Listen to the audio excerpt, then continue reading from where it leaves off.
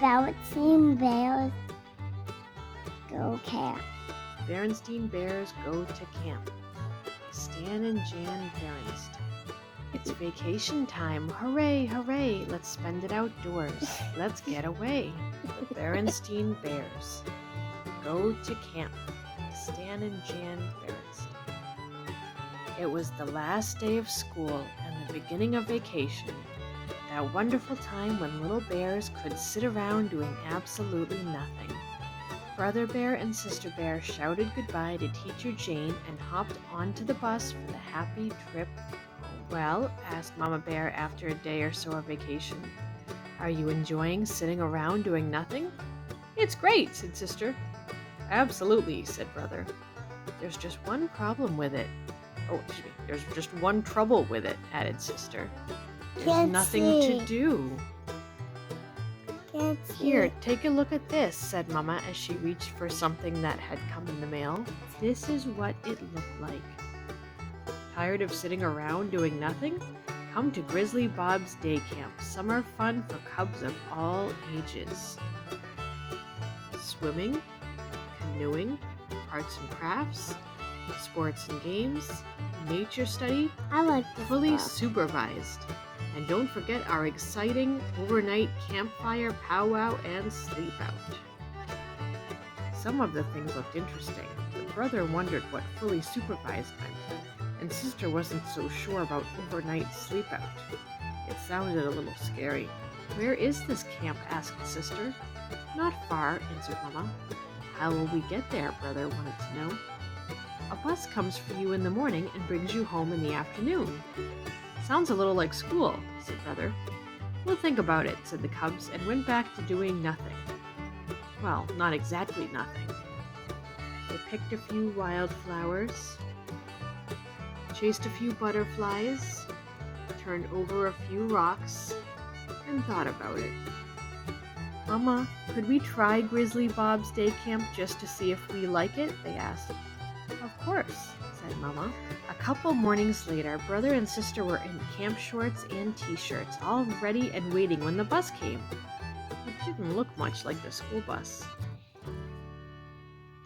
And Grizzly Bob didn't look much like Teacher Jane. And the camp didn't look anything like school.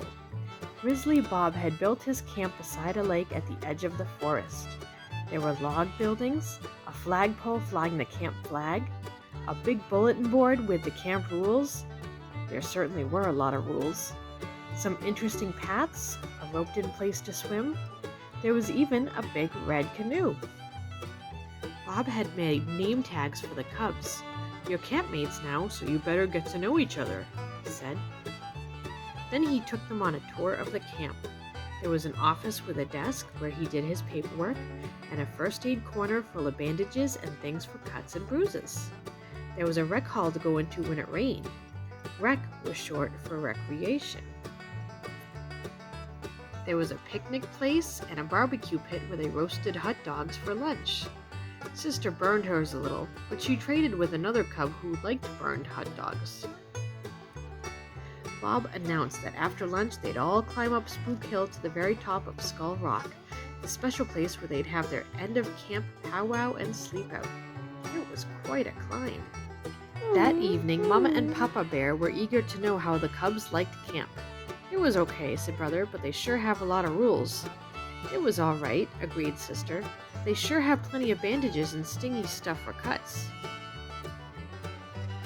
But what they were both thinking about was Skull Rock and that end of camp sleep out. Especially Sister. The second day was different. Brother had a great day. He passed the swimming test and was allowed to ride in the canoe. Sister didn't have such a good day. She played dodgeball and some of the cubs threw pretty hard. The third day, Sister had fun. She got a star for a birch picture frame she made in arts and crafts. But Brother hurt his knee in the wheelbarrow race. The fourth day, both of them had fun. And every day after that. So much fun that they forgot about Skull Rock and the sleep out. Almost. Papa found the sleeping bags he and Mama had used on their honeymoon, and when the camp bus came on the morning of the big night, brother and sister were ready. Sort of. The climb up Spook Hill wasn't so hard this time, even with backpacks. The cubs were strong and tough from their summer of camping. Tomorrow would be field day, the last day of camp, when the parents would come to watch their games and contests and see awards given out. But for now, all the cubs could think about was the big sleep out. It was just beginning to get dark when they reached Skull Rock. Grizzly Bob built a campfire. Then he went into a small cave. When he came out, he was dressed in a beautiful Indian costume. The cubs sat in a semicircle, and the powwow began. Can't see. Bob told them old Indian legends of the great animal spirits. The story of the great grizzly as big as a mountain, the soaring eagle who filled the sky, and the mighty salmon whose colors made the rainbow. As Bob told the old stories, the cubs could almost see the wonderful creatures in the firelit smoke as it curled up into the night sky. After the powwow, they had cocoa and honey bread. Then they curled up in their sleeping bags, and soon they were all fast asleep, even sister. The next day, brother and sister did very well in the field day games and contests. Brother won a trophy for finishing second in the dash, and sister got medals for the dead bear's float and for her bead belt. It was almost the end of summer. School would be starting in a couple weeks.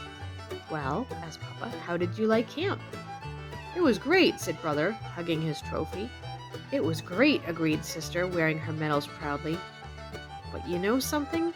After Grizzly Bob's day camp, school will be like a vacation.